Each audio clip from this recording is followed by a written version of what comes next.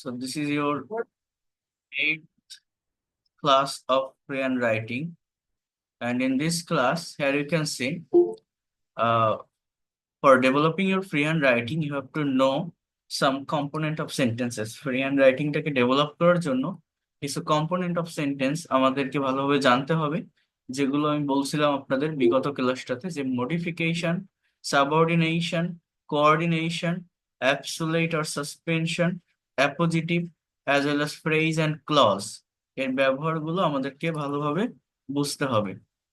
তো এই জায়গাগুলো থেকে আমি আজকের এই ক্লাসটাতে আপনাদেরকে আপনাদেরকে আমি লাস্ট ক্লাসে আমি আপনাদের এই মডিফায়ারের কথাগুলো বলছিলাম, যে প্রি মডিফায়ার কোনগুলো, পোস্ট মডিফায়ার কোনগুলো, ডিটারমিনার কোনগুলো, পসেসিভ কোনগুলো, কম্পাউন্ড নাউন কোনগুলো, নাউন অ্যাডজেক্টিভ কোনগুলো, অ্যাপোজিটিভ জিনিসটা কি, এই সমস্ত বিষয়গুলো আমাদেরকে একটু ভালোভাবে মনোযোগ দিয়ে দেখতে হবে। আমার এখানে বাংলা ফন্টটা চলে গিয়েছে, বাংলা ফন্টটা আসেনি, আমার এটা ইনস্টল করা নেই, এই জন্য আমি এটা ভালোভাবে শেয়ার করতে পারছি না আপনাদের সামনে।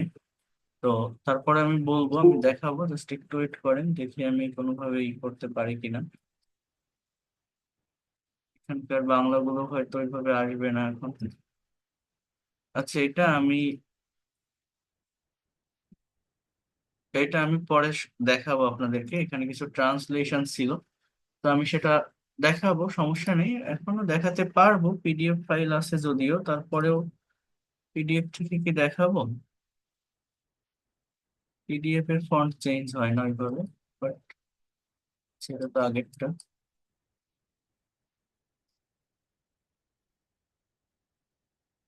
আমি একটু ফ্রেজ এবং ক্লজ নিয়ে আলাদাভাবে দেখাতে চাচ্ছিলাম আর কি, আজকের এই ক্লাসটাতে মেইনলি। তো সেটা না হয় আমি নেক্সট ক্লাসে কথা বলবো ফ্রেজ অ্যান্ড ক্লজ নিয়ে। আজকে আমরা রাইটিং এর এই জায়গাটা একটু দেখি। সবাই একটু মনোযোগ দিয়ে দেখার চেষ্টা করবেন, বিষয়গুলোকে বোঝার চেষ্টা করবেন, ভালোভাবে নেওয়ার চেষ্টা করবেন। দেখেন, যেটা নিয়ে কথা বলছিলাম সেটা হচ্ছে, আমি আজকে এই জায়গাটা থেকে দেখাবো, সেটা হচ্ছে অ্যাপোজিটিভ বা ডেফিনেয়ার্স। এই জিনিসটা মূলত কি?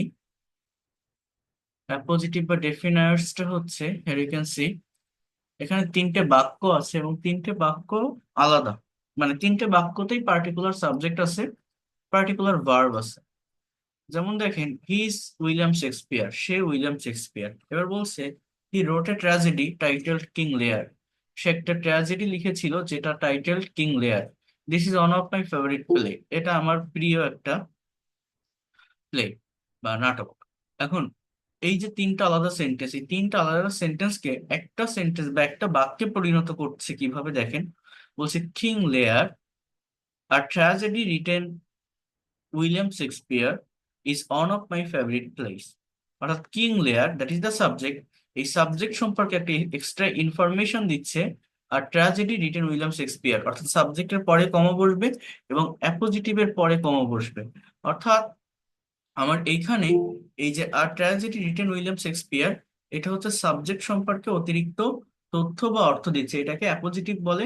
তো এই জায়গাটাতে ফ্রেজের ব্যবহারও হতে পারে, ক্লজের ব্যবহারও হতে পারে। যেমন আর ট্র্যাজেডি রিটেন উইলিয়াম শেক্সপিয়ার, এটা কিন্তু একটা ফ্রেজ, অর্থাৎ মেইন সেন্টেন্স কিন্তু এটা যে king layer is one of my favourite play, king লেয়ারটা সাবজেক্ট, ইজটা ভার্ব, বাট এর ভিতরে একটা ইনফরমেশন দিয়েছে, অর্থাৎ সাবজেক্ট সম্পর্কে অতিরিক্ত একটা তথ্য প্রকাশ করেছে। আর ট্র্যাজেডি রিটেন উইলিয়াম শেক্সপিয়ার, দেখেন এখানে আরেকটা এক্সাম্পল আছে, যে mister Khan who is the president of the club is going to Dhaka. মানে মেইন সেন্টেন্সটা হচ্ছে mister Khan is going to Dhaka, mister Khan ঢাকায় যাচ্ছে। বাট একটা সেন্টেন্সকে বড় করার জন্য, একটা সেন্টেন্সকে লং করার জন্য, ইংলিশে একটা সেন্টেন্স বা বাক্যের ভিতরে এক্সট্রা ইনফরমেশন বা তথ্য আহ কি বলবো নিয়ে আসার জন্য এই অ্যাপোজিটিভের ব্যবহার হয়। অর্থাৎ সাবজেক্ট সম্পর্কে অতিরিক্ত ইনফরমেশন প্রকাশ করে ফ্রেজ বা ক্লজের মাধ্যমে। বলছে mister Khan who is the president of the club, যে ক্লাবের president is going to Dhaka. তো এইভাবে যদি কোনো হেডওয়ার্ড বা কোনো ব্যক্তির পরিচিতি প্রকাশ করে বা নির্দিষ্ট কাউকে বলে, সেটি অ্যাপোজিটিভ। অন্যদিকে কোনো ব্যক্তি বা বস্তুর কর্মকাণ্ড বা অ্যাক্টিভিটিকে তুলে ধরা হলে সেটি মূলত মডিফিকেশন। তো মডিফিকেশন তো ফার্স্টে ছিল যেটা আপনাদেরকে আমি দেখিয়েছি, বাট এইগুলো কিন্তু মূলত অ্যাপোজিটিভ, একজন ব্যক্তির একটা অবস্থা, একটা পরিচিতি প্রকাশ করতেছে। আমি যদি বলি doctor Muhammad Yunus is the chief adviser of Bangladesh, তো ডক্টর মোহাম্মদ ইউনুস। এবার আমি যদি এখানে বলি যে who got Nobel peace prize, এইবার আমি বলতে পারি যে is the chief adviser of Bangladesh. So এই যে who got Nobel peace prize, that is the part of appositive. So in this way you can add extra information in your sentences by familiarizing the subject, by adding extra information for the subject. So using absolute or suspension, what is that? Here you can see he was a beggar but we do not know it. সে একজন ভিক্ষুক ছিল কিন্তু আমরা এটা জানি না।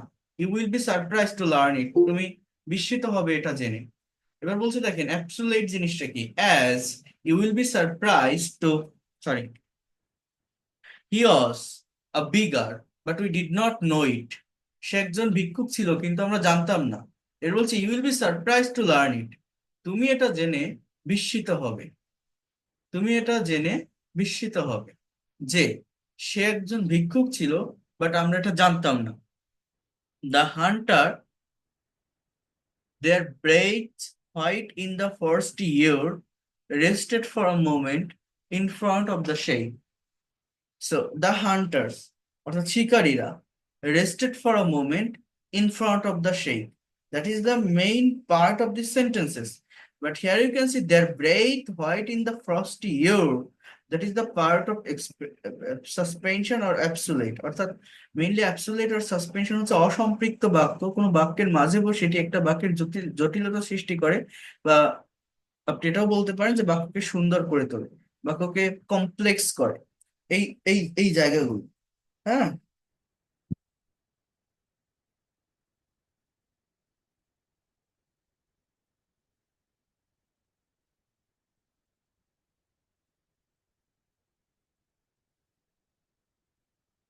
তো একটু বোঝার ট্রাই করেন, ট্রাই টু আন্ডারস্ট্যান্ড হিয়ার। আমার এখানে মেইন যে কথা সেটা হচ্ছে যে অ্যাপোজিটিভ আর সাসপেনশন যে জিনিসটা, এই দুইটার ভিতরে মেইনলি পার্থক্যটা কি, এই দুইটার ভিতরে মেইন পার্থক্যটা আপনাকে বুঝতে হবে। অ্যাপোজিটিভ মূলত একটা সেন্টেন্সের নাউন বা প্রোনাউনকে মডিফাই করে, অর্থাৎ সাবজেক্টকে মডিফাই করে, অর্থাৎ মানে মডিফাই বললে তো সেটা মডিফিকেশন হয়ে যায়। মেইন বিষয়টা হচ্ছে অ্যাপোজিটিভ সাবজেক্ট সম্পর্কে অতিরিক্ত একটা তথ্য দেয়, অতিরিক্ত একটা ইনফরমেশন দেয়, সেটা ফ্রেজ হোক বা ক্লজ হোক, যে কোনো একটা কিছু ব্যবহারের মাধ্যমে। কথাটা একটু বুঝবেন, অ্যাপোজিটিভ কি হয়, সাবজেক্ট সম্পর্কে একটা অতিরিক্ত তথ্য দেয়। আর অ্যাবসুলেট বা সাসপেনশন যেটা, এটা মূলত একটা ক্লজ, সেটা সাবজেক্ট সম্পর্কে হোক, ভার্ব সম্পর্কে হোক, যে কোনো কিছু হোক না কেন, মূলত এখানে যে ওইভাবে ঠিক সাবজেক্ট সম্পর্কে অতিরিক্ত একটা ইনফরমেশন দিচ্ছে বিষয়টা এরকম না। এটা মূলত একটা কমপ্লিট বাক্যের মধ্যে আরেকটা বাক্য বসে, অর্থাৎ এখানে আমার আহ মানে এটাকে আমি কি বলবো, একটা সম্পূর্ণ ইনফরমেশন দিয়ে দেয়, একটা সাবঅর্ডিনেট বা ডিপেন্ডেন্ট ক্লজ এই জায়গাটাতে চলে আসে। ঠিক আছে, যেটা ইউজ করার মাধ্যমে একটা বাক্য মূলত জটিল হয়। I mean, appositive is a noun or noun phrase that renames another noun right beside it, অর্থাৎ এটার পরে বসবে এবং এটা একটা নাউনকে মডিফাই করবে, that is called appositive. But absolute do not directly, I mean absolute যে ফ্রেজেস গুলো আছে বা যে ক্লজ থাকতে পারে, এগুলো ডিরেক্টলি কানেক্টেড বা মডিফাই করে না কোনো স্পেসিফিক ওয়ার্ডকে। এটা যে কোনো জায়গা থেকে যে কোনো ওয়েতে যে কোনো ভাবে একটা সেন্টেন্সের ভিতর জটিলতা সৃষ্টি করে, একটা সেন্টেন্সের ভিতরে এক্সট্রা ইনফরমেশন দিতে পারে।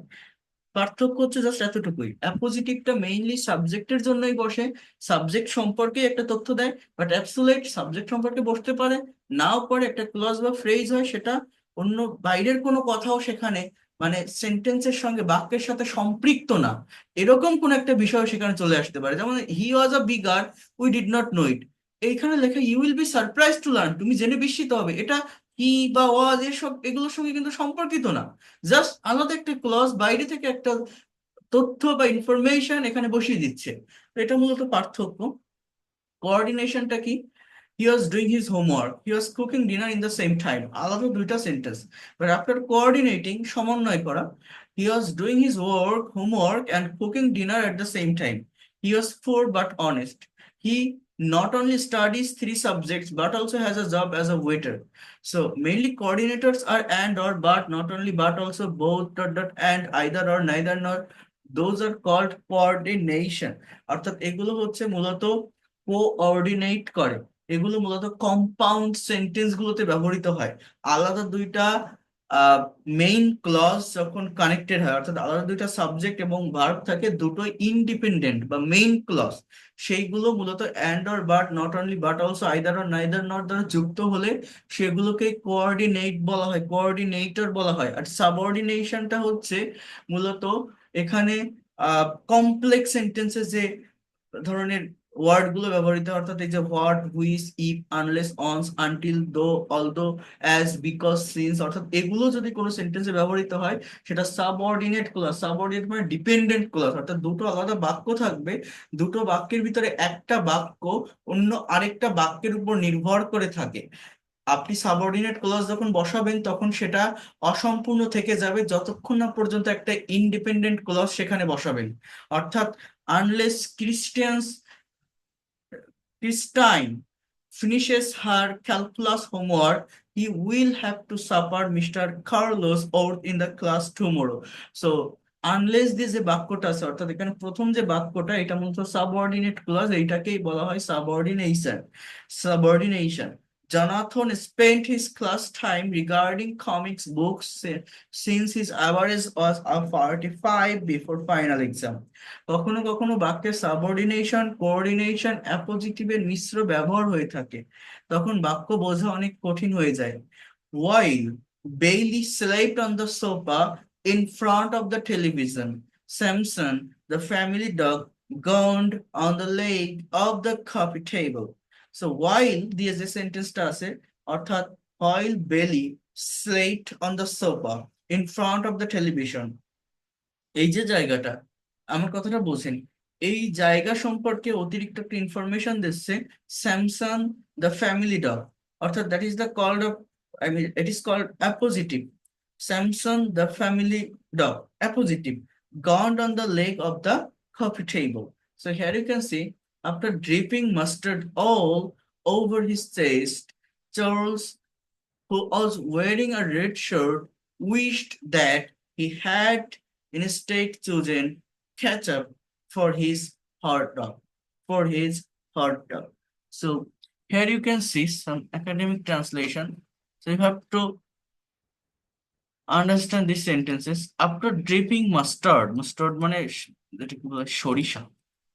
সো এটা এটা দেওয়ার পর অল ওভার হিজ চেস্ট, তার বুকের উপর, Charles, then who was wearing red shirt, it is called subordination as well as it is a positive, because here you can see Charles সম্পর্কে অতিরিক্ত একটা ইনফরমেশন দিচ্ছে। After dripping mustard all over his chest, এটা একটা ফ্রেজের অংশ, just phrase. Wished that he had instant chosen ketchup for his hot dog, that is coordination or main clause। এটা হচ্ছে main clause, লাস্টের যে অংশটুকু আছে। তো এই ফাংশনটা বুঝতে হবে যদি আপনি এই ট্রান্সলেশন গুলো একটু করতে পারেন। Here you can see academic translation. 1971 সালে, এখানে এই ও গুলোকে র মনে করবেন, ঠিক আছে, এটা একটু ইয়ে করে দেওয়া। 1971 সালে পাকিস্তানি বর্বর দখলদার বাহিনীর বিরুদ্ধে 9 মাস সশস্ত্র মুক্তিযুদ্ধের মাধ্যমে স্বাধীন বাংলাদেশের অভ্যুদয় ঘটে। বীর বাঙালি যখন পাক হানাদার বাহিনীর সাথে অসীম সাহস আর স্বপ্ন সামর্থ্য নিয়ে মরণপণ লড়াই লিপ্ত হয়, তখন বিশ্ব বিবেক নীরব থাকেনি। বিশ্ব জনমত ব্যাপকভাবে স্বাধীন বাংলাদেশের অভ্যুদয়কে স্বাগত জানিয়েছিল। ভারত, ভুটান, মায়ানমার, মালয়েশিয়া, দক্ষিণ কোরিয়া এবং ইউরোপের কিছু দেশ বাংলাদেশের অভ্যুদয়কে নৈতিকভাবে সমর্থন করেছিল এবং স্বীকৃতি দিয়েছিল। ধনতান্ত্রিক রাষ্ট্র যুক্তরাষ্ট্র যদিও স্বাধীন বাংলাদেশের বিরোধিতা করে, তবু মার্কিনী জনগণ বাঙালি জাতির প্রতি আত্মনিয়ন্ত্রণাধিকার প্রতি মানে এটা এরকম হবে যে বাঙালি জাতির আত্মনিয়ন্ত্রণাধিকার প্রতি সহানুভূতিশীল ছিল। বাঙালি জাতির আত্মনিয়ন্ত্রণাধিকার প্রতি সহানুভূতিশীল ছিল। তাহলে এই সেন্টেন্স গুলো আমি কিভাবে ট্রান্সলেট করবো? আপনাদের যখন এর আগে রিয়েল লাইফ প্রজেক্ট ট্রান্সলেশন করিয়েছিলাম, ওই সেম ওয়েটা ফলো করেও এগুলো আপনারা করতে পারেন। হ্যাঁ, অর্থাৎ সাবজেক্ট বের করেন যে কি, সাবজেক্টটা কি। স্বাধীন বাংলাদেশ কিসের, হোয়াট? স্বাধীন বাংলাদেশের অভ্যুদয় ঘটে, এই হচ্ছে সাবজেক্ট আর ভার্ব। এবার কবে? ইন 1971, অর্থাৎ 1971 সালে। এটার ইংলিশ কি? ইন 1971। এবার বর্বর পাকিস্তানি বাহিনীর বিরুদ্ধে। তাহলে দেখেন, 9 মাস সশস্ত্র মুক্তিযুদ্ধের মাধ্যমে। হ্যাঁ, তাহলে সশস্ত্র মুক্তিযুদ্ধের মাধ্যমে এই যে জায়গাগুলো, এই যে ফ্রেজাল যে ওয়ার্ড গুলো, এই ওয়ার্ড গুলোকে আমার বোঝার চেষ্টা করতে হবে, অর্থাৎ ফ্রেজটাকে আমার আলাদা আলাদা ভাবে নিতে হবে। হ্যাঁ, তাহলে কোথায় ছিলাম? সাবজেক্টটা কি তাহলে বলেন? স্বাধীন বাংলাদেশের অভ্যুদয় ঘটে। তাহলে অভ্যুদয় ইংরেজি হচ্ছে এমার্জেন্স, তাহলে সাবজেক্ট এরকম হতে পারে, the emergence of independent Bangladesh occurred, বা মানে ঘটে। অকার্ড মানে কি? ঘটা। তাহলে এইটুকু হচ্ছে সাবজেক্ট আর ভার্ব, পাস্ট টেন্স হবে। হ্যাঁ, the emergence of independent Bangladesh occurred. Occurred, occurred মানে কি? ঘটে। এরপর কি? 9 মাস, in 9 month, in 9 month.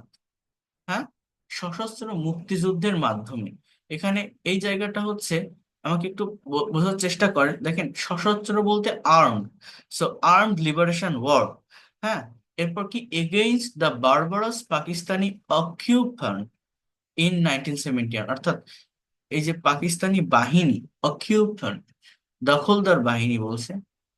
So এই জায়গাগুলোকে আমি যখন ট্রান্সলেট করব, ওই ওইটা ফলো করে, অর্থাৎ এই জায়গায় যদি একটু মিলানোর চেষ্টা করেন, দুটো একসঙ্গে আমি নিয়ে আসতে পারতেছি না, একটু যদি মিলানোর চেষ্টা করেন, মানে সাবজেক্ট আর ভার্বটাকে বসানোর পর উল্টা দিক থেকে আসতে হবে, অর্থাৎ ফ্রেজ ধরে ধরে উল্টা দিক থেকে আসতে হবে। অর্থাৎ এই যে দীর্ঘ 9 মাস সশস্ত্র মুক্তিযুদ্ধের মাধ্যমে, এটা আগে বসাবেন, তারপরে পাকিস্তানি বর্বর দখল বাহিনীর বিরুদ্ধে এটা বসাবেন, তারপরে 1971 সালে। টোটাল সেন্টেন্সটা হচ্ছে এরকম: the emergence of independent Bangladesh occurred through, through মানে কি? মাধ্যমে, a long 9 month armed liberation war, a long 9 month armed liberation war of the Bengalis against the barbarous Pakistani occupant in 1971, of the Bengalis against the barbarous Pakistani occupant in 1971. So you have to understand it well. ভালোভাবে এই বিষয়গুলোকে বুঝতে হবে, ভালোভাবে এই বিষয়গুলোকে নেওয়ার চেষ্টা করতে হবে। আমি আবারও বলছি, এই ট্রান্সলেশন গুলো আমি অনেকগুলো পার্ট দেখিয়েছি, এবং এগুলো কঠিন কিছু না, সহজেই করা যায়। খুব ভালোভাবেই আপনারা করতে পারবেন যদি একটাবার আপনারা প্র্যাকটিস করার চেষ্টা করেন, একটাবার বিষয়গুলোকে নেওয়ার চেষ্টা করেন, জাস্ট ফ্রেজ ধরে ধরে সামনে আসবেন। এটা হচ্ছে মেইন কথা।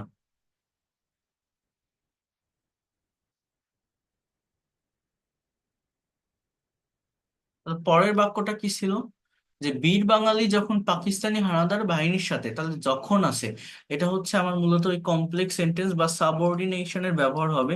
সাবঅর্ডিনেট ক্লজ এই জায়গাটাতে আসবে, অর্থাৎ বীর বাঙালি যখন পাক হানাদার বাহিনীর সাথে অসীম সাহস আর স্বপ্ন সামর্থ্য নিয়ে মরণপণ লড়াইয়ে লিপ্ত হন, তখন বিশ্ববিবেক নীরব থাকেনি।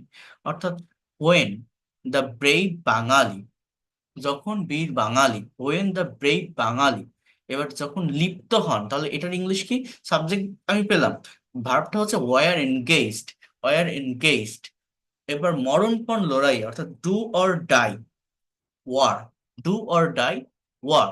অসীম সাহস, স্বপ্ন আর সামর্থ্য নিয়ে, অর্থাৎ unlimited courage, dream and brave. With unlimited, এরকম বলতে পারেন, with unlimited courage, brave and dream, তখন বিশ্ববিবেক নীরব থাকেনি। সো বিশ্ববিবেক বলতে the world conscious was not silent. The world conscious was not silent. So we can say that the world conscious was not silent when the Pakistani army, when when brave Bengali were engaged in do or die, কি যেন বলছিলাম, কোথায় গেল, when uh, brave Bengali were engaged do or die war against Pakistani occupant or Pakistani army with unlimited courage, dream, and brave. Okay, so যে কোনো একটা clause আপনি এখানে আগে আনতে পারেন, একটা মেইন ক্লজ, একটা সাবঅর্ডিনেট ক্লজ, যে কোনো একটাকে আগে আনা যায়। বিশ্ব জনমত ব্যাপকভাবে স্বাধীন বাংলাদেশের অভ্যুদয়কে স্বাগত জানিয়েছিল। ভারত, ভুটান, মায়ানমার, মালয়েশিয়া, দক্ষিণ কোরিয়া এবং ইউরোপের কিছু দেশ বাংলাদেশের অভ্যুদয়কে নৈতিকভাবে সমর্থন করেছিল। So try to understand here. আমি যদি এখান থেকে না দেখাই, এই জায়গাটাতে আসি, তাহলে আপনারা ফ্রেজ ধরে ধরে সহজে বুঝতে পারবেন।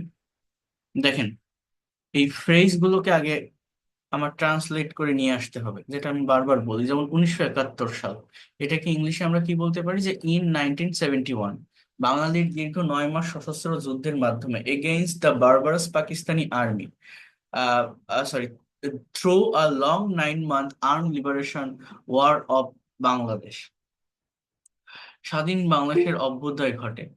এখানে বর্বর পাকিস্তানের বাহিনীর বিরুদ্ধে হবে, এটা ভুল লেখা আছে। সো স্বাধীন বাংলাদেশের অভ্যুদয়, the emergence of independent Bangladesh ঘটে, occurred or happened. So you can say that the emergence of independent Bangladesh occurred through a long 9 month armed liberation war of the Bengalis against the barbarous Pakistani occupant in 1971.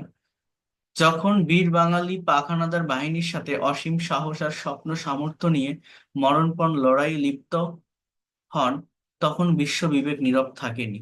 When the brave Bengalis against the Pak force, পাক হানাদার বাহিনীর সাথে বা বিরুদ্ধে আহ, অসীম সাহস আর স্বপ্ন সামর্থ্য নিয়ে, with unlimited courage, dream and ability, the do or die war or fatal battle. দেখেন, ওয়ার মানে দীর্ঘ সময়ের যুদ্ধ, বছরের পর বছর, 10 বছর, 15 বছর, 20 বছর ধরে যে যুদ্ধ চলতে থাকে সেটাকে ওয়ার বলে। আর স্বল্প সময়ের যে যুদ্ধটা, 1 মাস, 2 মাস, 2 দিন, 4 দিনের যে যুদ্ধ হয় সেটাকে বলে ব্যাটল। ওকে, লড়াই। লিপ্ত হয়েছিল, ওয়ার এনগেজড ইন, তখন বিশ্ববিবেক নীরব থাকেনি, then the world conscious was not silent. So you can say that when the brave Bengali were engaged in the do-or-die war with unlimited courage, dream, and ability against Pak force, the old conscious was not silent. বিশ্ব জনমত, the world public opinion, widely, ব্যাপকভাবে, widely স্বাধীন বাংলাদেশের অভ্যুদয়কে স্বাগত জানিয়েছিল। তাহলে স্বাগত জানানো, welcome the emergence of free Bangladesh. So the world public opinion widely welcome the emergence of free Bangladesh. The world public opinion widely welcomed the emergence of free Bangladesh. What I have said, the world, here you can see, the world public opinion widely welcomed the emergence of free Bangladesh. So Bharat, Bhutan, Myanmar, Malaysia, দক্ষিণ Korea এবং ইউরোপের কিছু দেশ, the India, Bhutan, Myanmar, Malaysia, South Korea and others European countries, the emergence of স্বাধীন Bangladesh morally supported and recognized. So subject এর পর verb use করতে হবে। Okay, so these are the subject, here you can see। এরপর এই morally কথাটা just একটা adverb of manner, but ফার্স্টে কি হবে, the India, Bhutan, Myanmar, Malaysia, South Korea and the other European countries morally supported and recognize the emergence of independent Bangladesh. Morally supported and recognize the emergence মানে কি, অভ্যুদয়, of মানে এর, independent মানে স্বাধীন বাংলাদেশের অভ্যুদয়কে স্বাগত জানিয়েছিল। ধনতান্ত্রিক রাষ্ট্র, যুক্তরাষ্ট্র যদিও বা স্বাধীন বাংলাদেশের বিরোধিতা করে, তবুও মার্কিনী জনগণ বাঙালি জাতির আত্মনিয়ন্ত্রণাধিকার প্রতি সহানুভূতিশীল ছিল। সহানুভূতিশীল ছিল। So though the capitalist country USA opposed the independent Bangladesh, though the capitalist country USA opposed the independent Bangladesh, বাংলাদেশের বিরোধিতা করে, the American people, বাঙালি জাতির আত্মনিয়ন্ত্রণাধিকার প্রতি, to the self control rights of Bangla nation, এই ফ্রেজটা ইংলিশে কি হচ্ছে? To the self control rights of Bangla nation, to the self control rights of Bangla nation were sympathetic, সহানুভূতিশীল ছিল। তাহলে এইটা, এই ওয়ার সিম্প্যাথেটিকটা কিন্তু আমার সাবজেক্টের পরে বসাতে হবে। অর্থাৎ হেয়ার ইউ ক্যান সে, দো the capitalist country USA opposed the independent Bangladesh, the American people were, তো এই দো দিয়ে যে বাক্যটা করা, এটা হচ্ছে আমার মূলত সাবঅর্ডিনেশন বা subordinate clause. Okay, the American people were sympathetic to the self-control rights of Bangla nation. The American people were sympathetic to the self-control rights of Bangla nation. So এই যে সেন্টেন্স গুলো আছে, নিজের একটু করার চেষ্টা করবেন, দেখার চেষ্টা করবেন, আমি এগুলোকে পাঠিয়ে দিব। আমি এখন একটু ফ্রেজ এবং ক্লজ নিয়ে আপনাদের সঙ্গে কথা বলবো বা আলোচনা করব। সবাই একটু এই জায়গাটা বোঝার চেষ্টা করেন, কারণ আমি যখনই বড় বাক্য বা বড় সেন্টেন্স গুলোকে ইংলিশে ট্রান্সলেট করতে যাব, ডিসক্রাইব করতে যাব, এই যে ফ্রেজ ধরে ধরে সামনের দিকে এগোতে হয় বা ক্লজ ধরে আসতে হয়, এই ফ্রেজ বা ক্লজটাকে ইন ডিটেলসে যদি আমরা বুঝতে না পারি তাহলে হবে না। তো আগে কোনটা দেখাবো? ফ্রেজটা আগে দেখাই। হিয়ার ইউ ক্যান সি, দেখেন ফ্রেজ মানে কি। বলছে যে a phrase is a group of words which has no subject and verb. Phrase হচ্ছে একগুচ্ছ শব্দ, অর্থাৎ তিনটে চারটে পাঁচটা ওয়ার্ড মিলে আমার একটা মাত্র মিনিং দেয়, যার ভিতরে কোনো সাবজেক্ট ভার্ব নেই। কথাটা মনোযোগ দিয়ে শুনবেন, ভালোভাবে বোঝার ট্রাই করবেন। যার ভিতরে কোনো সাবজেক্ট ভার্ব নেই সেটাকে আমরা ফ্রেজ বলি। For example, I saw a singing girl, অর্থাৎ আমি একটা গান গাওয়া মেয়েকে দেখেছিলাম। এই সিঙ্গিং গার্ল কথাটা হচ্ছে একটা phrase. Take care of your health, এই টেক কেয়ারটাও ফ্রেজ, এই ইউর হেলথ শব্দটাও phrase. This pen is unique, এই দিস পেন শব্দটা হচ্ছে একটা ফ্রেজ। অর্থাৎ দুটো ওয়ার্ড মানে একটার অধিক ওয়ার্ড যখন হয়ে যাচ্ছে, একসাথে কানেক্টেড হচ্ছে, বাট একটা মাত্র মিনিং দিচ্ছে, সেটাকে আমরা ফ্রেজ বলি। ফ্রেজের কিছু মৌলিক গুণাবলী দেখেন। ফ্রেজ ফ্রেজে কখনোই সাবজেক্ট থাকবে না, ফ্রেজে কখনো ভার্ব থাকবে না। ফ্রেজটি একটি পার্ট অফ স্পিচের মতো কাজ করে, অর্থাৎ দুইটা তিনটা ওয়ার্ড বাট একটা পার্ট অফ স্পিচের মতো কাজ করে ফ্রেজ। আর ফ্রেজ আর ইডিয়মের ভিতর পার্থক্য কি? An idiom is a phrase that has metaphorical meaning but phrase has its literal meaning. Idiom হচ্ছে এক ধরনের ফ্রেজ যার অনেকটা রূপক শোভিত অর্থ থাকে, বাট অ্যাকচুয়াল যে ফ্রেজ সেটা হচ্ছে অনেক আক্ষরিক। যদিও ফ্রেজ ও ইডিয়ম এর অর্থ একই, কারণ আহ দুটোতেই কোনো সাবজেক্ট ভার্ব থাকে না এবং একগুচ্ছ ওয়ার্ড মিলে একটা কমপ্লিট মিনিং দেয়। বাট ইডিওমেটিক ফ্রেজ যেগুলো, সেগুলো হচ্ছে রূপক শোভিত, অর্থাৎ মেটাফরিক্যাল মিনিং দিয়ে থাকে। For example, a black sheep, এটার কিন্তু লিটারাল মিনিং হচ্ছে না। এ ব্ল্যাক শিপ বলতে আমরা বলতে পারি লিটারাল মিনিং যদি হয় একটা কালো ভেড়া, বাট এটার অর্থটা হচ্ছে কুলাঙ্গার ব্যক্তি। A black sheep, an apple of discord, বিবাদের বিষয়। ব্ল্যাক অ্যান্ড হোয়াইট, লিখিতভাবে, সাদা কালো না। ব্ল্যাক অ্যান্ড হোয়াইটের মানে কি? লিখিতভাবে। I submitted the paper black and white. So these are called idiomatic phrase. একগুচ্ছ ওয়ার্ড, ভিতরে কোনো সাবজেক্ট ভার্ব নেই, বাট এগুলো মেটাফরিক্যাল মিনিং দিচ্ছে, এজন্য ইডিওমেটিক ফ্রেজ, ইডিয়ম ফ্রেজ যেটাকে বলা হয় না। আর রেড লেটার ডে বাংলা অর্থটা কি? একটা স্মরণীয় দিন। আমি যদি বলি a bed of roses, so এই যে ওয়ার্ড গুলো A B C, primary knowledge যেটাকে বলা হয়, সো এগুলো হচ্ছে মূলত আমাদের ইডিওমেটিক ফ্রেজ। আর আমাদের যে ফ্রেজ গুলো আছে, মানে লিটারাল মিনিং অর্থে যে ফ্রেজ গুলো ব্যবহার করা হয়, এই ফ্রেজটা হচ্ছে 7 প্রকার। অর্থাৎ আমাদের যে পার্ট অফ স্পিচ গুলো আছে, আপনারা জানেন ইংলিশ ল্যাঙ্গুয়েজে টোটাল 8 প্রকার পার্ট অফ স্পিচ আছে। এই 8 প্রকার পার্ট অফ স্পিচের ভিতর প্রোনাউনের কোনো ফ্রেজ হয় না। প্রোনাউন বাদে বাকি 7টারই ফ্রেজ থাকে। Noun phrase, adjective phrase, verb phrase, adverbial phrase, prepositional phrase, conjunctional phrase, interjectional phrase, আমাদের ফ্রেজ থাকে। তো এই ফ্রেজ গুলোকে বুঝতে হবে। অর্থাৎ এর সাথে আর দুইটা ফ্রেজ আছে, ইনফিনিটিভ বা পার্টিসিপল ফ্রেজ। তো টোটাল 9 প্রকার ফ্রেজ। ইনফিনিটিভ ফ্রেজ বা মানে টু প্লাস বিয়ন যুক্ত শব্দ যেগুলো, এগুলোকে ইনফিনিটিভ ফ্রেজ বলে। আর পার্টিসিপল ফ্রেজ হচ্ছে ভার্ব প্লাস আইএনজি হতে পারে বা ভি3 হতে পারে, যেটা অন্য আরেকটা নাউনের সাথে কানেক্টেড হচ্ছে। ঠিক আছে। এখন কোন ওয়ার্ড গুলো বা একগুচ্ছ ওয়ার্ড মিলে যখন ফ্রেজ হচ্ছে, কোন ধরনের ওয়ার্ড গুলো কোন ফ্রেজ হবে সেটা আমি কিভাবে আইডেন্টিফাই করবো? এটা হচ্ছে একটা সেন্টেন্সে ওই পার্ট অফ স্পিচের অবস্থানটা কোথায় আছে এটা আমাকে বুঝতে হবে। যেমন দেখেন, they looked at the ugly girl, তারা কুৎসিত মেয়েটির দিকে তাকিয়েছিল। সো এই যে জায়গাটা, structure of making noun phrase, article plus adjective plus noun, অর্থাৎ দে লুকড তাকিয়েছিল, অ্যাট দ্য আগলি গার্ল অর্থাৎ এই যে জায়গাটা, এই যে পজিশন, এটা কার পজিশন? এটা কিন্তু অবজেক্টের পজিশন। অবজেক্টের স্থানে নাউন বা প্রোনাউন থাকে।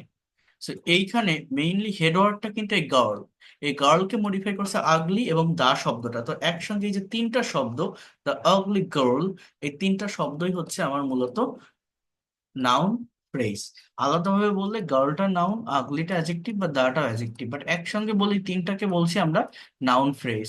আ কালারফুল পিকচার রিফ্লেক্ট মাস, এই একসঙ্গে তিনটা শব্দই, আ কালারফুল পিকচার, এটাকে বলা হয় নাউন ফ্রেজ। কেন?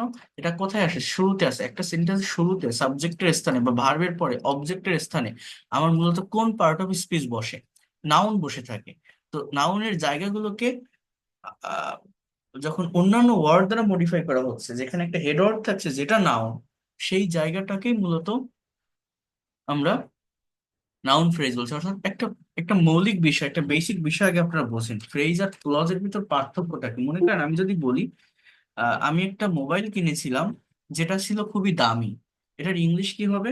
যে I bought a mobile, I bought a mobile which was, WHICH, which was expensive. কি বললাম? I bought a mobile which was expensive, আমি একটা মোবাইল কিনেছিলাম যেটা ছিল দামি। সো এই যে এই জায়গাটাতে দেখেন, আই বট আ মোবাইল একটা ক্লজ, হুইচ ওয়াজ এক্সপেন্সিভ আরেকটা ক্লজ। অর্থাৎ ক্লজের মানে হচ্ছে একগুচ্ছ ওয়ার্ড, বাট সেখানে সাবজেক্ট আর ভার্ব থাকে। কিন্তু ফ্রেজ হচ্ছে সাবজেক্ট এবং ভার্ব থাকে না, একই মিনিং দেয়। আমি যদি এই কথাটাকে এইভাবে বলি যে I bought an expensive mobile, এই সেন্টেন্সটা বাংলা অর্থ হচ্ছে আমি একটা দামি মোবাইল কিনেছিলাম। তো এই দুটো বাক্যের ভিতরে অর্থের কি কোনো পার্থক্য আছে? I I bought a mobile which was expensive, আমি একটা মোবাইল কিনেছিলাম যেটা ছিল দামি। আর একটা বলছে I bought an expensive mobile. তো এই জায়গাটাতে এই যে এক্সপেন্সিভ মোবাইল, এইটাকে বলা হয় ফ্রেজ। আর এই যে হুইচ ওয়াজ এক্সপেন্সিভ, এইটাকে বলা হয় ক্লজ। এটাকে বলা হয় ক্লজ। তো এই যে হুইচ ওয়াজ এক্সপেন্সিভ, যেটা ছিল দামি, এটা কিন্তু মূলত অ্যাজেক্টিভ ক্লজ, কারণ এখানে আমার অলরেডি একটা নাউন আছে। এই নাউন সম্পর্কে অতিরিক্ত ইনফরমেশন দিচ্ছে এই হুইচ ওয়াজ এক্সপেন্সিভ কথাটা। সো নাউনকে মডিফাই করতেছে এই তিনটা ওয়ার্ড, বাট এটা ক্লজ। তো এটাকে বলে অ্যাজেক্টিভ ক্লজ। আর I bought an expensive mobile, এটা হচ্ছে নাউন ফ্রেজ, কারণ এখানে মোবাইলটা হচ্ছে মেইনলি নাউন, এটাকে এক্সপেন্সিভ দ্বারা মডিফাই করা হচ্ছে অ্যাজ এ ওয়ার্ড। এই এক্সপেন্সিভ একটা অ্যাজেক্টিভ, বাট একসঙ্গে এই দুইটা ওয়ার্ড যদি আমার থাকে, আমি এটাকে বলবো যে নাউন ফ্রেজ। ফ্রেজ এবং ক্লজ একই মিনিং আমার দিতে পারে। ফ্রেজটা কি? একগুচ্ছ ওয়ার্ড যেখানে কোনো সাবজেক্ট ভার্ব থাকে না। ক্লজটা কি? যেখানে একটা সাবজেক্ট আর ভার্ব থাকে। কথাগুলো কি বুঝতে পারছেন আমি কি বলছি? আমার অ্যাকচুয়াল যে মানে বেসিক যে ডিফারেন্স বা পার্থক্য ফ্রেজ এন্ড ক্লজের ভিতর, সেটা একটু আমাদেরকে বুঝতে হবে। কথা কি শোনা যায় আমার কথাগুলো? জি স্যার, জি স্যার।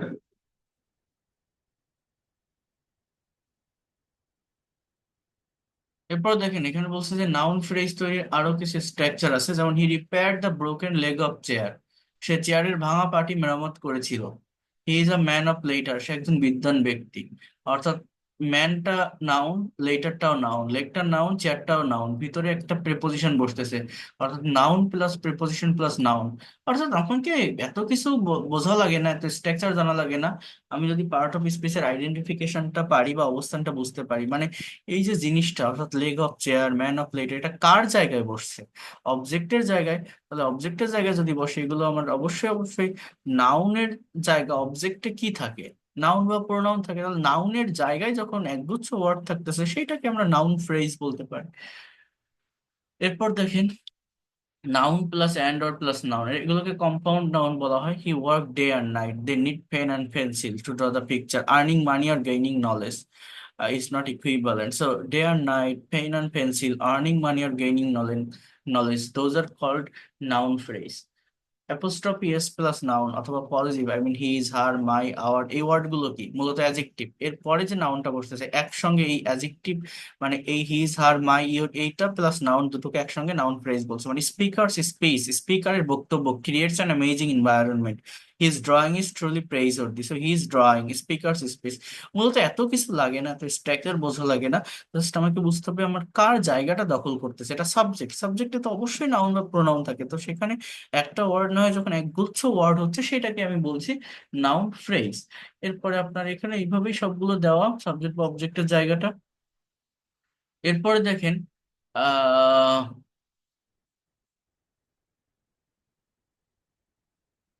এখানে অ্যাপোজিটিভ হিসাবে নাউন ফ্রেজ গুলো আছে কতগুলো। আচ্ছা, এবার দেখেন অ্যাজেক্টিভ ফ্রেজ নিয়ে যদি একটু কথা বলি। অ্যাজেক্টিভ ফ্রেজটা হচ্ছে একটা বাক্যের অ্যাজেক্টিভের অবস্থানে বসে, অর্থাৎ একটা নাউন থাকবে, সেই নাউন সম্পর্কে অতিরিক্ত ইনফরমেশন যদি কোনো ফ্রেজের মাধ্যমে দেওয়া হয়। কি বললাম? একটা বাক্যে নাউন থাকবে, বাট সেই নাউন সম্পর্কে অতিরিক্ত ইনফরমেশন যদি একটা ফ্রেজের মাধ্যমে দেওয়া হয়, সেটাকেই বলা হয় অ্যাজেক্টিভ ফ্রেজ। যেমন দ্য বয় ইজ গুড, তাহলে ছেলেটা ভালো। এবার কিসে ভালো? অ্যাট টেনিস, টেনিসে ভালো। সো গুড অ্যাট টেনিস, এটা কিন্তু মূলত ওই বয়টাকেই মডিফাই করছে, অর্থাৎ নাউনকে একটা ফ্রেজ মডিফাই করতে, তাহলে এটাকে বলা হয় adjective phrase. Bangladesh is full of natural resources, it is also an adjective phrase. Okay, I saw man of good manners, I saw আমি দেখেছি কাকে? একটা মানুষকে, অর্থাৎ এখানে অলরেডি একটা নাউন আছে, এই নাউনটা সম্পর্কে অতিরিক্ত অর্থ দিচ্ছে অফ গুড ম্যানার্স। এটাকে অ্যাজেক্টিভ ফ্রেজের সঙ্গে একাধারে, যেহেতু এখানে অফ আছে, প্রেপোজিশনাল ফ্রেজও কিন্তু এগুলোকে বলা যায়। এগুলো অ্যাজেক্টিভ ফ্রেজ, আবার এগুলোকেই প্রেপোজিশনাল ফ্রেজ বলা হয়। দে রিজেক্টেড দ্য প্রপোজাল, কি রিজেক্ট করেছিল? প্রপোজাল, উইথ গ্রেট সরো, অর্থাৎ প্রপোজালকে মডিফাই করতেছে উইথ গ্রেট সরো, ম্যানকে মডিফাই করতেছে গুড অফ ম্যানার্স। অর্থাৎ একটা নাউন আমার থাকবে, নাউন সম্পর্কে অতিরিক্ত যে ইনফরমেশন দেয় সেটাকে অ্যাজেক্টিভ বলি। সেই অতিরিক্ত ইনফরমেশনটা যখন অ্যাজেক্টিভ দিচ্ছে, সেই অ্যাজেক্টিভটা একটা ওয়ার্ডে না হয় যখন অনেকগুলো ওয়ার্ডে হচ্ছে, সেটাকেই বলছি আমি অ্যাজেক্টিভ ফ্রেজ। খুবই সিম্পল। দ্য অ্যাক্টর, অর্থাৎ এই অ্যাডজেক্টিভ ফ্রেজ সাবজেক্টের দিকেও বসতে পারে, অর্থাৎ সাবজেক্ট এখানে আছে দ্য অ্যাক্টর, এবার তার সম্পর্কে একটা অতিরিক্ত ইনফরমেশন দিচ্ছে। আমি যদি বলতাম আমার গুড অ্যাক্টর, ওই গুডটাই অ্যাডজেক্টিভ, বাট সেটা না বলে এরকম বলছে actor acting on the serial, অর্থাৎ অভিনেতা যে কিনা ধারাবাহিকে অভিনয় করে, is very popular, so acting on the serial, that is called the adjective phrase. And এটা মেইনলি মডিফাই করতেছে দ্য অ্যাক্টরকে। The boy reading in class 5, class 5-এ পড়া ছেলেটি ইজ অরফান, বালক। সো দ্য বয়, এই বয়কে মডিফাই করতেছে রিডিং ইন ক্লাস 5, অর্থাৎ ক্লাস 5-এ পড়া ওই ছেলেটি। ঠিক আছে, সো এগুলোকে বলা হয় অ্যাডজেক্টিভ ফ্রেজ। কি করে এরা? একটা সেন্টেন্সের নাউনকে অতিরিক্ত ইনফরমেশন দেয় নাউন সম্পর্কে। The girl dress in yellow colour, অর্থাৎ এই ড্রেসটা কিন্তু কোনো ভার্ব না। The car damage in the accident, verb কিন্তু মূলত ইজ, ভার্ব কিন্তু এই যে হ্যাজ বিন, অর্থাৎ বলছে যে হলুদ কালার পরিহিত মেয়েটি, হলুদ কালারের ড্রেস পরিহিত মেয়েটি ইজ মাই কাজিন। সেই যে হলুদ কালারের ড্রেস পরিহিত মেয়েটি, এই ড্রেস ইন ইয়েলো কালার, এটা হচ্ছে মূলত অ্যাডজেক্টিভ ফ্রেজ। আবার আমি যদি একসঙ্গে এতটুকু ধরে দাগ দেই, যে এটা এতটুকু ধরে তোমার একটা সাবজেক্টের অংশ আছে, the girl dressed in yellow colour is my cousin, so এতটুকু দূরে যদি বলি, এই সবটা মিলে কিন্তু আমার একটা noun phrase. The girl dressed in yellow colour, আমি যদি আলাদাভাবে বলি, এই ইন ইয়েলো কালার যদি বলি, এটা একটা প্রেপোজিশনাল ফ্রেজ। এই যে ড্রেসড ইন ইয়েলো কালার যদি বলি, এটা একটা অ্যাডজেক্টিভ ফ্রেজ। আবার যদি দ্য গার্ল বলি, এটা একটা নাউন ফ্রেজ। হ্যাঁ, এইভাবে এই ফ্রেজ বা ক্লজ এগুলো ভালোভাবে বুঝতে হবে। মাই কাজিন যদি বলি, এটা একটা নাউন ফ্রেজ। কেন? এই যে মাই আছে, এরপর কাজিন, এটা নাউন, তাহলে দুটো ওয়ার্ড একসঙ্গে নাউন ফ্রেজ। মাইটা কি মূলত অ্যাডজেক্টিভ, পজিটিভ অ্যাডজেক্টিভ। ওইখানে দেখছিলাম যে অ্যাপোস্ট্রফি এস বা এই যে মাই, আওয়ার, ইওর এর পর নাউন থাকলে সেগুলোকে নাউন ফ্রেজ বলে। The car damage in the accident, অর্থাৎ অ্যাক্সিডেন্টে ড্যামেজ হওয়া কারটি হ্যাজ বিন রিপেয়ার্ড, রিপেয়ার্ড করা হয়েছে। তাহলে has been repaired, has been এটা অক্সিলারি ভার্ব, রিপেয়ারটা মেইন ভার্ব। তাহলে হ্যাজ বিন রিপেয়ার্ড এটাকে একসঙ্গে বলা হয়, এই এই তিনটা ওয়ার্ডকে একসঙ্গে বলা হয় ভার্ব ফ্রেজ। আমার সবগুলো পার্ট অফ স্পিচের ফ্রেজ আছে, কোনটা বাদে? প্রোনাউন বাদে। তো এইটাকে কিন্তু ভার্ব ফ্রেজ বলে। হ্যাজ বিন রিপেয়ার্ড কোন phrase? Verb phrase. Damage in the accident, এটা কোন ফ্রেজ? এটা হচ্ছে আমার মূলত অ্যাডজেক্টিভ ফ্রেজ। দা কার, এটা কি? এটা হচ্ছে নাউন ফ্রেজ। আবার the car damage in the accident সবটুকু একসাথেও যদি বলি, সেটাও noun phrase. Adjective plus hyphen plus adjective, যেমন he is a narrow minded person, it is well decorated house. So narrow minded, well decorated, এই পার্সনকে বা হাউসকে মডিফাই করতে হচ্ছে, এগুলো মূলত আমার adjective phrase. The man is as wise as an the ancient people, অর্থাৎ অ্যাজ বা so plus adjective plus as plus noun, অর্থাৎ he is as meritorious as her brother. So mainly বুঝতে হবে যে যখন আমার এই ফ্রেজটা একসঙ্গে বসতেছে, এটা কার সাথে কানেক্টেড, অন্য কোন ওয়ার্ডের জন্য বসতেছে, এই ফাংশনটা আমাকে বুঝতে হবে। এগুলো আপনি একটু করবেন। এবার ভার্ব ফ্রেজ, ভার্ব ফ্রেজটা কি? আমার ভার্ব মেইনলি দুই প্রকার, অক্সিলারি ভার্ব, মেইন ভার্ব। তো যখন দুটো ভার্ব একসাথে হয় সেটাকে ভার্ব ফ্রেজ বলে। যেমন Rita is singing a song, Rita subject, ইজটা কি অক্সিলারি ভার্ব, সিঙ্গিংটা মেইন ভার্ব, আ সং এই সংটা নাউন। আ সং একসাথে যদি বলি, এই দুইটা কিন্তু একটা নাউন ফ্রেজ। তাহলে ইজ সিঙ্গিং, এই দুইটা হচ্ছে মূলত verb phrase. I can help you, can help verb phrase. He is going to establish, এই is going to establish verb phrase. She has completed her task, তাহলে শিটা প্রোনাউন। হ্যাজ কমপ্লিটেড এটা verb phrase, her task এটা আবার noun phrase. আবার হার যদি বলি আমার এটা হচ্ছে অ্যাডজেক্টিভ, টাস্ক যদি বলি এটা হচ্ছে আমার নাউন। সেইগুলো এইভাবে বুঝতে হবে। অ্যাডভার্বিয়াল ফ্রেজটা কি? Structure of making adverbial phrases, here you can say intransitive verb plus preposition plus article plus adjective বা নাউন। যেমন Usain Bolt runs at a great speed, একসঙ্গে এখানে রানটা ভার্ব, এরপরে এই রানকে মডিফাই করতেছে অ্যাট আ গ্রেট স্পিড। আমি যদি আলাদাভাবে বলি অ্যাট আ গ্রেট স্পিড, এটা একটা প্রিপোজিশনাল ফ্রেজ। বাট রান সহ যদি আমি বলি, এটা মূলত adverbial phrase. Adverbial phrase, at present I am very busy, time related যে এগুলো সময় নির্দেশক ফ্রেজ, এই অ্যাট প্রেজেন্ট কথাটা অ্যাডভার্বিয়াল ফ্রেজ। হ্যাঁ, ইভেন আপনার here you can see once upon a time I met a traveller. তাহলে এই সেন্টেন্সে এই ভেরি বিজি, এই যে জায়গাটা, আপনারা বলেন তো এই ভেরি বিজিটা কোন ফ্রেজ? কেউ বলতে পারেন? এই যে ভেরি বিজি, এটা কোন ফ্রেজ?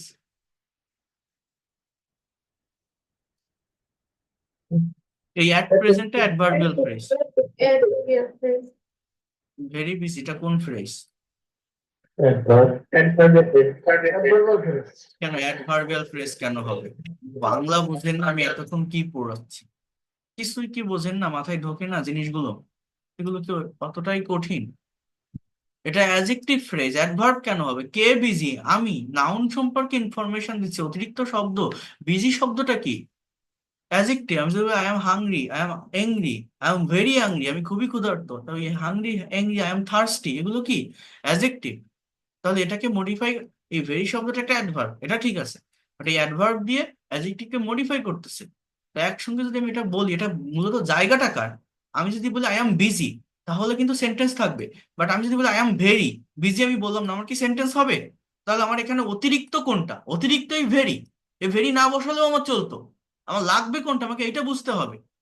বিজি না বসালে কি চলতো? আপনি আই এম ভেরি বললে সেন্টেন্স হতো, কোনো কমপ্লিট সেন্টেন্স হতো। But very by I am busy বলেন তো, তাহলে বিজি শব্দটা কি? অ্যাডজেক্টিভ। ওই বিজি কে মডিফাই করতেছে কে? ভেরি। তাহলে এটা মূলত জায়গাটা কার? এই যে পজিশনটা, এটা কার পজিশন? এটা অ্যাডজেক্টিভের পজিশন। তাহলে অ্যাডজেক্টিভের পজিশনে অ্যাডভার্ব আসতেছে ওই অ্যাডজেক্টিভ কে মডিফাই করতে। So that is called adjective phrase. Adverbial phrase কেন হবে? কেউ কি বুঝতে পারছেন আমার কথাটা? হ্যাঁ, বোঝা যায়? जी sir. Ji sir. অনস upon a time I met a traveller, তাহলে এই যে আর ট্রাভেলার, আপনারা বলেন এবার, এই যে আর ট্রাভেলার, এটা একটা ফ্রেজ, কোন ফ্রেজ? আর ট্রাভেলার কোন phrase? Noun phrase. Noun phrase, thank you so much, excellent. তাহলে এটা কার জায়গা? অবজেক্ট, নাউনের জায়গা। এটাকে মডিফাই করতে যা, একসঙ্গে আর traveller, noun phrase. I went there on time, he lives in a small cottage. So in a small cottage, এটাকে একাধারে আমি আবারও বলছি প্রেপোজিশনাল ফ্রেজও বলে, আবার এটা হচ্ছে adverbial phrase. Adverb of time, on time এটা সরি অ্যাডভার্ব অফ প্লেস, আর অন টাইম এটা অ্যাডভার্ব অফ টাইম। হ্যাঁ, মানে ভার্বকে কোথায় কখন কিভাবে দ্বারা প্রশ্ন করলে অ্যাডভার্ব পাওয়া যায়। এরপর দেখেন এভরি প্লাস সময় নির্দেশক, অর্থাৎ every month, every day, every week, every year, every morning, এগুলো সবই হচ্ছে আপনার ওই ইয়ে adverbial phrase. Every day I miss the program. I miss the program every day. Every year I will meet with on another. Prepositional ফ্রেজটা হচ্ছে, আমি আবারও বলছি, প্রিপোজিশনের অবস্থানে বসে এবং প্রিপোজিশনের সাথে কানেক্টেড হয়ে আরো দুই একটা ওয়ার্ড থাকে, সেগুলো মূলত অ্যাডভার্বিয়াল ফ্রেজ গুলোকেই প্রিপোজিশনাল ফ্রেজ বলা হয়। যেমন I found my lost pen in the playground, এটা একাধারে একটা prepositional phrase, as well as where in the playground, that is called adverb of place, তো এটা কিন্তু অ্যাডভার্বিয়াল ফ্রেজও। She is dancing on the stage, এটা কোথায় সে নাচতেছিল, স্টেজে, সো এটা প্রিপোজিশনাল ফ্রেজ, আবার এটা adverbial phrase, adverb of place indicate করে, বাট মূলত এগুলো প্রিপোজিশনাল ফ্রেজ, ঠিক আছে। He is addicted to playing card. Young generation is fond of listening Western music. So to playing card or listening Western music. So those are the adverbial, sorry, prepositional phrase. You should not meet me at late night on the floor without taking any rickshaw. তাহলে at late night এটা কিন্তু একসঙ্গে adverb of time ও, অর্থাৎ adverbial phrase. On the floor এটা কিন্তু adverb of place, adverbial phrase, but এই adverbial phrase গুলোই মূলত, আবারও বলছি, প্রিপোজিশনাল ফ্রেজ হয়ে থাকে। ওকে, এরপর দেখেন, এত কিছু দরকার নেই। কনজাংশন ফ্রেজ হচ্ছে, কনজাংশনাল ফ্রেজ কোনগুলো, যেগুলোতে আপনার আহ, এই কোঅর্ডিনেট কনজাংশন গুলো বসে থাকে, অর্থাৎ as soon as, no sooner, as well as if, as far as quickly as, neither nor, either or, not only but also, both dot dot and, as a result, অর্থাৎ the boy started reading as soon as he wake up. So আলাদা দুইটা মানে clause কে বা sentence কে যখন জোড়া লাগানো হচ্ছে, connect করা হচ্ছে, কোঅর্ডিনেট করা হচ্ছে, সেখানে যে ফ্রেজাল ওয়ার্ড গুলো থাকে সেটাকে মূলত কনজাংশনাল ফ্রেজ বলে। No sooner had we call the police then the criminal run away. No sooner had মানে কি, একটা কাজ করতে না করতে, অর্থাৎ পুলিশকে ডাকতে না ডাকতেই দুষ্কৃতিকারীরা দৌড়ে গিয়েছিল। Thornmoy, as well as his family members, has attended today's party. So either you or your classmate made me yesterday, হয় তুমি নতুবা তোমার ক্লাসমেট গতকাল আমার সাথে সাক্ষাৎ করেছিলে। তো এগুলোকে মূলত বলা হয় কনজাংশনাল ফ্রেজ, ঠিক আছে। ইন্টারজেকশনাল ফ্রেজটা কি, আমার ওই বিস্ময় সূচক চিহ্ন বা এক্সক্লামেশন ব্যবহৃত হয়ে থাকে। For example, oh my God, for God sake, for heaven's sake, what a pity, thank God, what a miracle, এই ধরনের কিছু এক্সপ্রেশন যুক্ত ওয়ার্ড যেগুলো মূলত আমার interjectional phrase. Oh my God, what have you done? What a pity. He has failed in BCS written exam. What a miracle. Our president is present in our weekend meeting. My goodness, you have visited my new company.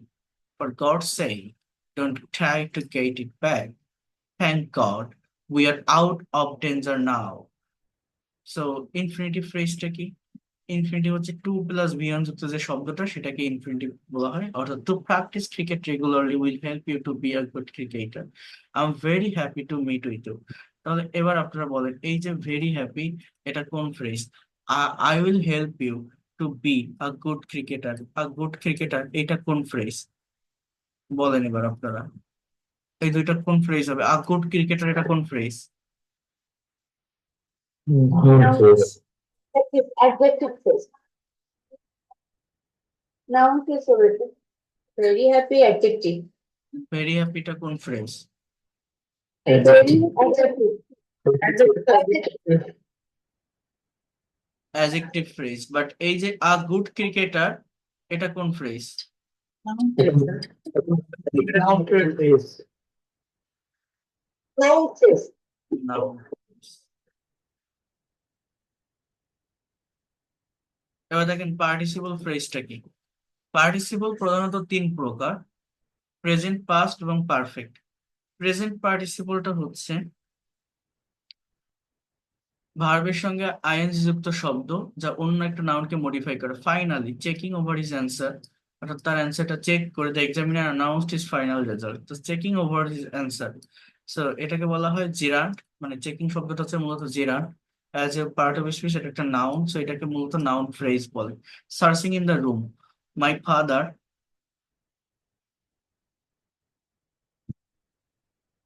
Sorry ভুল হচ্ছে, adjective, এটা হচ্ছে adjective phrase, মানে participle phrase গুলো মূলত অ্যাজেক্টিভের আন্ডারে আসবে।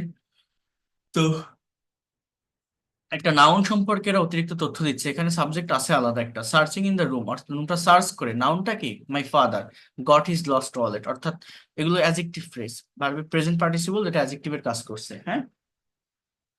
এরপর দেখেন excited about dinner our new colleague অর্থাৎ V3+ extension reached to the hotel swiftly. নৈশ খাবার উদ্দীপ্ত হয়ে আমাদের নতুন সহকর্মীরা দ্রুততার সাথে হোটেলে পৌঁছেছিল। এরপর দেখেন frightened by the loud sound the dog hide in the jungle. উচ্চ শব্দাবিষ্ট হয়ে কুকুরটি জঙ্গলে লুকালো। অর্থাৎ আমি যদি বলি police got the thief with stolen money, চুরি করা টাকা সহ পুলিশ চোরটাকে ধরেছিল। ওই স্টোলেন মানি ওইটাকে বলা হয় মূলত ভার্বের পাস্ট পার্টিসিপল, মানে পার্টিসিপল ফ্রেজ। স্টোলেন মানি একসঙ্গে পার্টিসিপল ফ্রেজ বলে। আর পারফেক্ট পার্টিসিপল হচ্ছে হ্যাভিং প্লাস ভিত্রি যুক্ত শব্দ যেগুলো ফ্রেজের কাজ করে, যেমন having completed the task work I she joined hour party, অর্থাৎ কাজটা কমপ্লিট করে সে আমাদের পার্টিতে জয়েন করেছিল। হ্যাভিং সাং আ সং, একটা গান গেয়ে the little girl got chance to play back, ছোট মেয়েটি সিনেমায় গান গাওয়ার সুযোগ পেয়েছিল।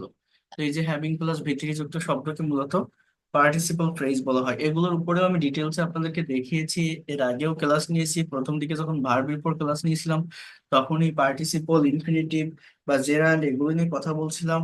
পরেও একটা ক্লাসে আমি বলেছি, তো বারবার বোঝানোর কিছু নেই। নেক্সট ক্লাসে আমি ক্লজ নিয়ে কনসেপ্ট বা ধারণা দিব এবং ট্রান্সলেশন নিয়ে কাজ করব। আর দুইটা ক্লাস করেই আমরা স্পিকিং এর ভিতরে মুভ করব, অ্যাজ ওয়েল অ্যাজ আমি আইএলটিএস এর যে ফাংশন গুলো আছে, আইএলটিএস এর যে রাইটিং পার্ট আছে সেটা নিয়ে আমি একটু আগে কথা বলবো। আইএলটিএস এর রাইটিং এ অর্থাৎ যারা এসে কম্পোজিশন বা প্যারাগ্রাফ, ইমেইল, সিবি, রিপোর্ট এগুলো যারা ফ্রি হ্যান্ডে লিখতে পারেন না, আমি ক্লাসে বসে ইনস্ট্যান্টলি ওই রাইটিং গুলো আমি লিখে দেখাবো।